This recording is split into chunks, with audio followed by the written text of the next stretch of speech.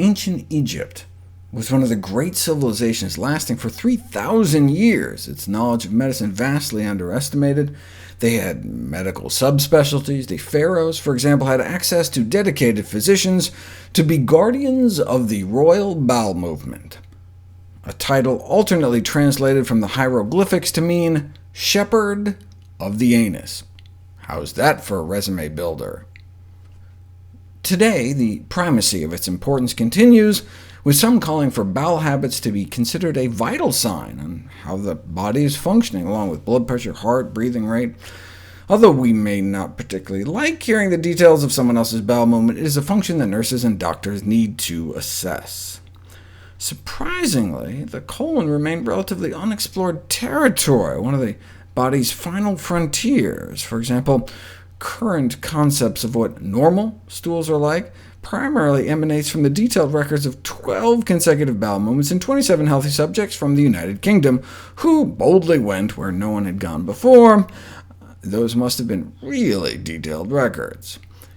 The reason we need to define normal when it comes to bowel movement frequency, for example, is how else can you define concepts like constipation or diarrhea if you don't know what normal is?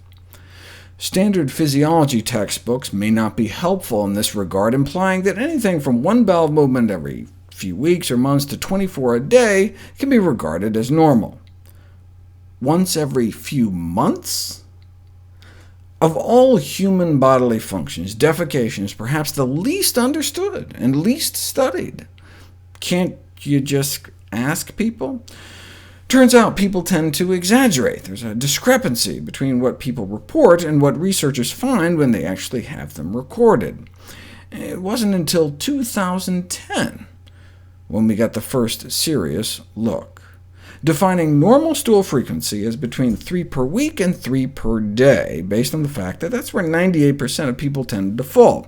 But normal doesn't necessarily mean optimal.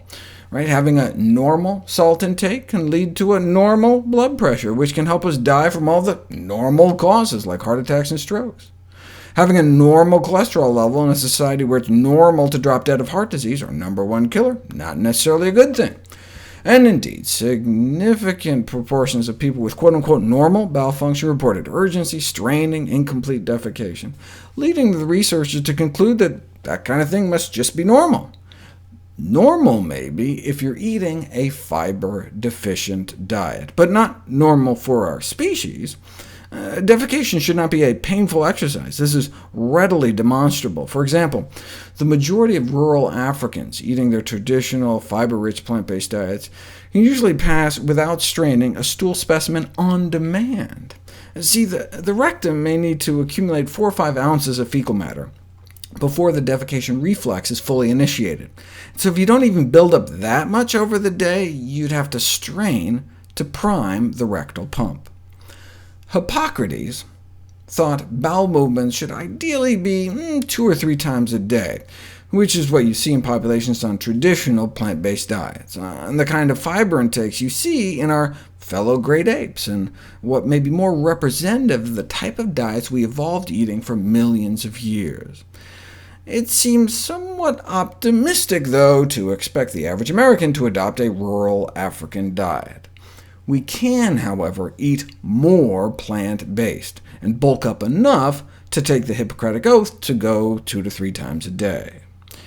No need to obsess about it. In fact, there's actually a bowel obsession syndrome, characterized in part by ideational rambling over bowel habits. But 3 times a day makes sense.